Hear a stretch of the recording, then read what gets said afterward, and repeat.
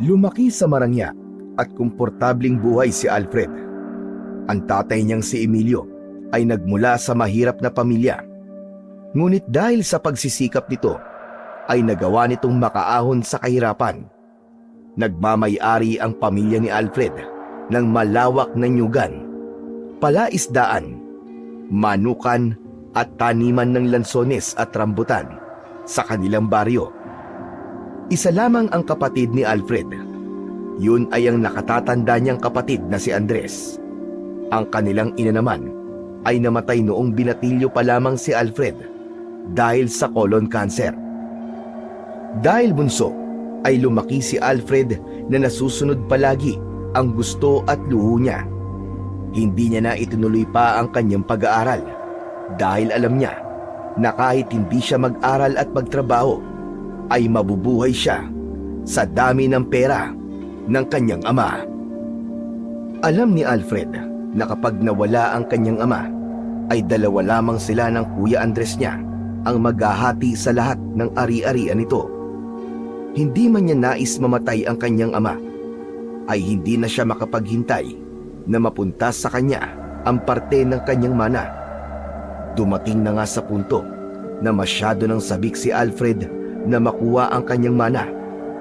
Nais niya nang malaman kung magkano ang perang makukuha niya dahil may balak siyang magtungo sa syudad at doon na manirahan. Gusto niya nang umalis sa baryo nila dahil alam niya na mas magandang mabuhay sa lungsod, lalo na kung marami siyang pera. Isang umaga, tahimik na nag-aalmusal sina Alfred at ang kanyang ama na si Emilio. Wala roon ang kapatid niya dahil nakabukod na ito at may sarili ng pamilya. Hindi mapakali si Alfred dahil kanina pa siya may nais na itanong kay Emilio at nag-iipon lang siya ng lakas ng loob.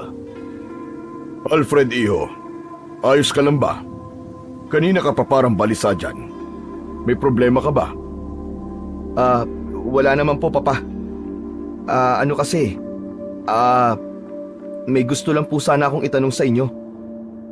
Ano ba yon? Sige lang, magsalita ka. Papa, posible bang makuha ko na po ang mana ko?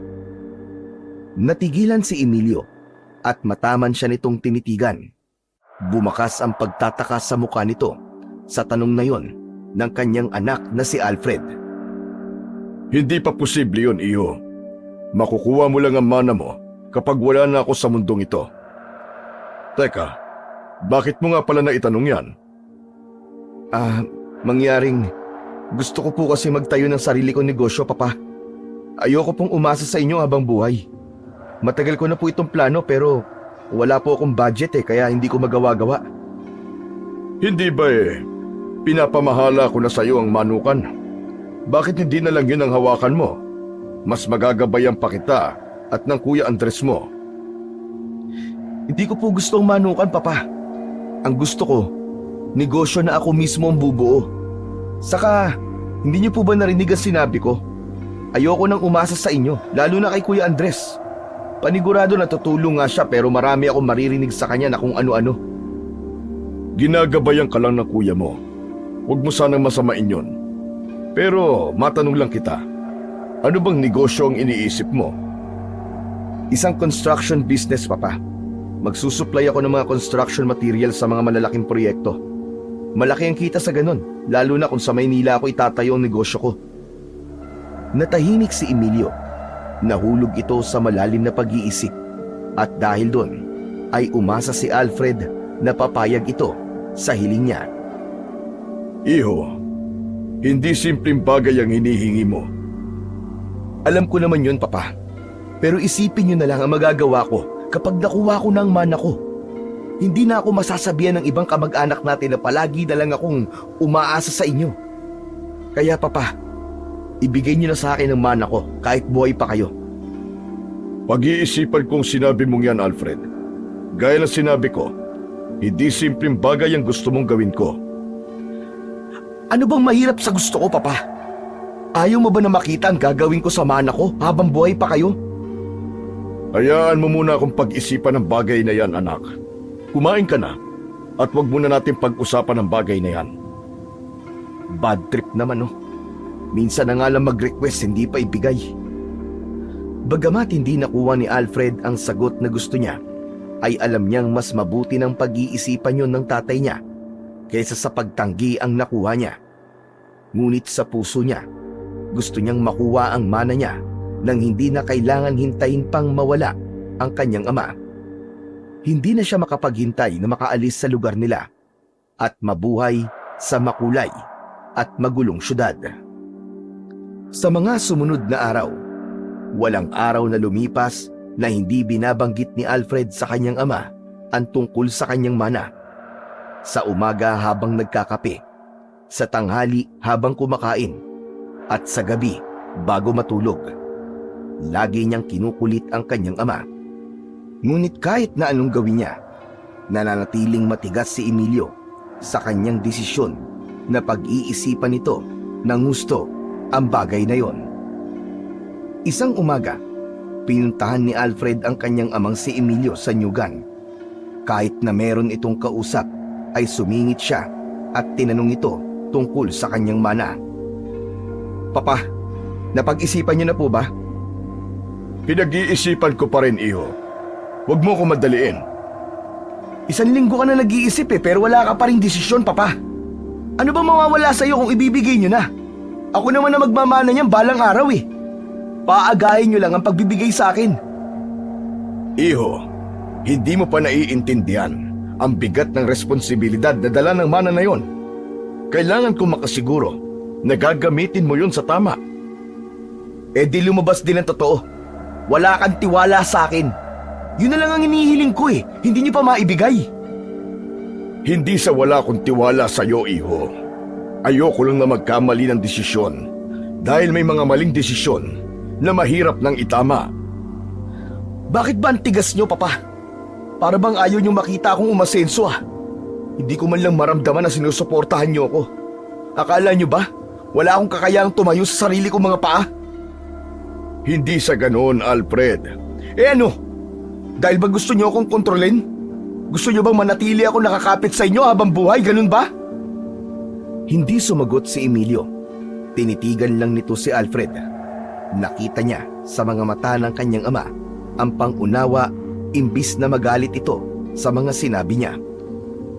Ang damot niyo, Papa! Ang damot niyo! Akala ko ba mahal niyo ako? Pero bakit ayaw niyo suportahan ang pangarap ko? Hindi ko kailangan sagutin ang tanong mong yan, iho. Alam mong hindi mo dapat kine-question ang pagmamahal ko sa'yo. Pakiramdam ni Alfred ay mauubusan na siya ng pasensya sa kanyang ama. Paulit-ulit na lang kasi ang pagsasabi nito na pinag-iisipan pa nito ang desisyon niya. Parang sirang plaka ang kanilang usapan at sa bawat pagtanggi ng kanyang ama, lalong tumitindi ang inis ni Alfred. Ilang araw na lang at sasapit na ang ika-27 kaarawan ni Alfred. Sa loob ng ilang araw, hindi na niya muling binanggit ang tungkol sa kanyang mana.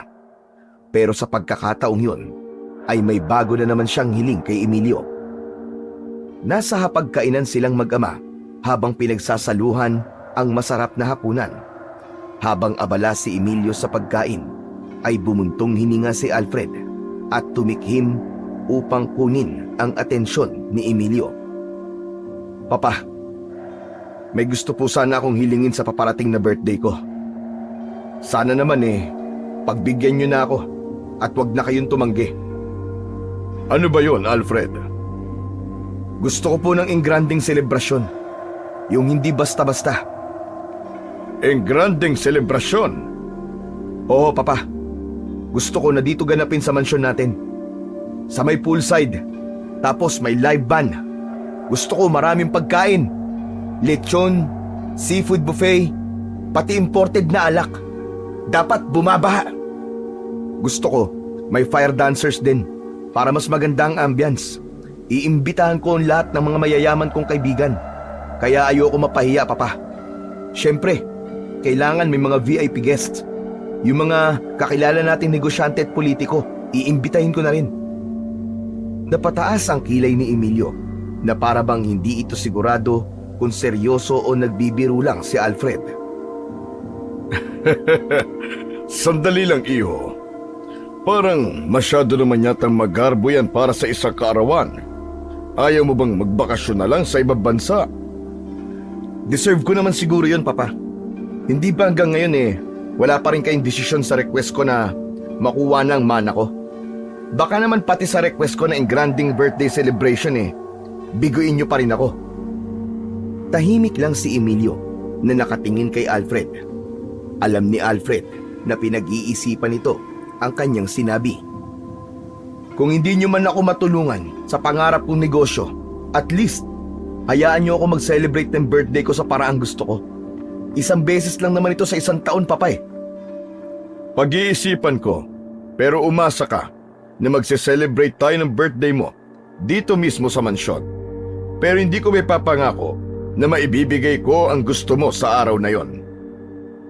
Hanggang sa sumapit na ang gabi ng kaarawan ni Alfred, lahat ng request niya ay ibinigay ni Emilio, kaya masayang masaya siya. Tulad ng kanyang hiniling, ginanap yon sa mansyon nila sa may poolside.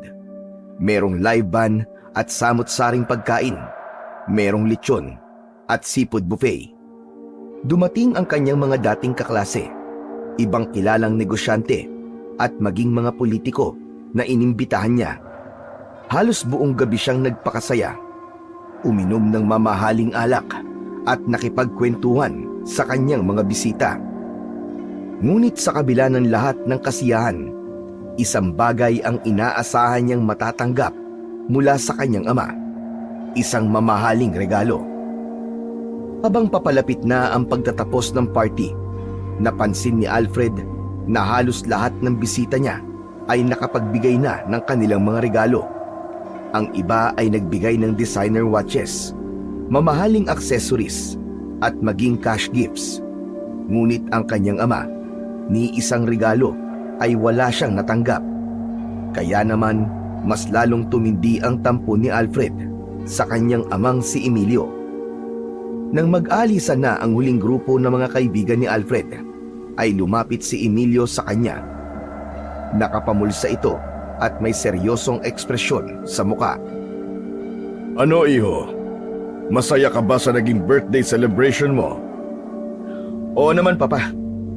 Pero wala ka pa palang regalo sa akin Kanina ko pa hinihintay May regalo ko sa iyo, anak.